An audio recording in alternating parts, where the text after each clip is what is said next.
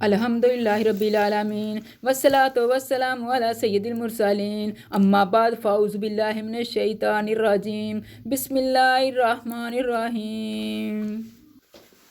السلام علیکم ورحمۃ اللہ وبرکاتہ۔ اس کے در پر سکون ملتا ہے، اس کے در سے نور ملتا ہے، جو جھک گیا اللہ کی بارگاہ میں اسے کچھ نہ کچھ ضرور ملتا ہے۔ پیارے مسلمانوں، اللہ کے نبی کے دیوانوں، تو ہم بات کر رہے تھے ایمان اور اعمال صالحہ کے بیان کے متعلق۔ عبادت کے کیا معنی ہیں؟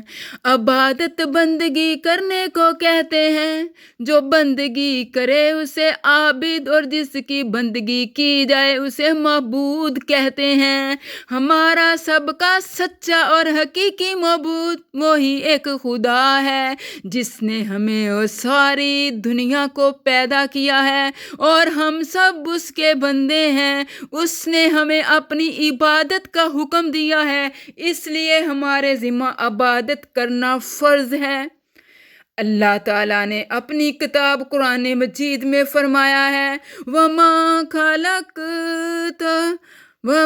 خَلَقْتُ الْجِنَّ وَالْإِنسَ إِلَّا لِيَعْبُدُونِ۔ سورۃ الذاریات میں 56 آیت میں آدمیوں اور جنوں کو عبادت کرنے کا حکم دیا گیا ہے۔ ان دونوں کو مکلف کہتے ہیں۔ فرشتے اور دنیا کے باقی جاندار عبادت کے مکلف نہیں ہیں۔ سوال، جن کون ہیں؟ جن بھی اللہ تعالیٰ کی ایک بڑی مخلوق ہے جو آگ سے پیدا ہوئی ہے۔ جنوں کے جسم ایسے لطیف ہیں کہ ہمیں نظر نہیں آتے، لیکن جب وہ کسی آدمی یا جانور کی شکل میں ہو جاتے ہیں تو نظر آنے لگتے ہیں۔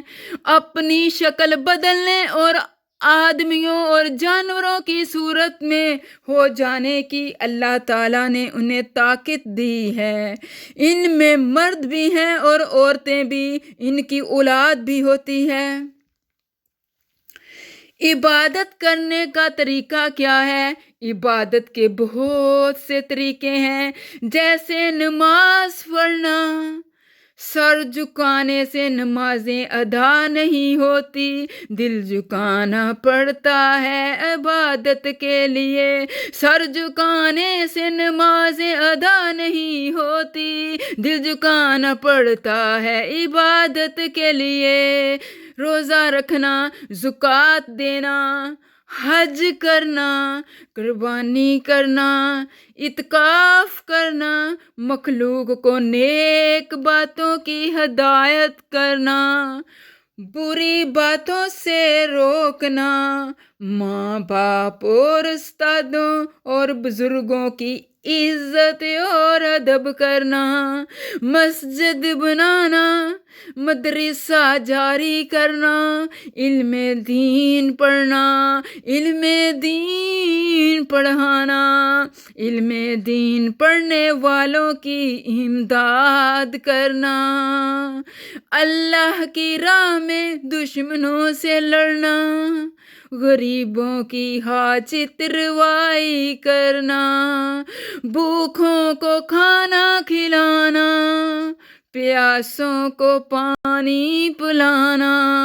اور ان کے علاوہ تمام ایسے کام جو اللہ کے حکم اور مرضی کے موافق ہوں، سب عبادت میں داخل ہیں، اور انہی کاموں کو اعمال صالحہ کہتے ہیں۔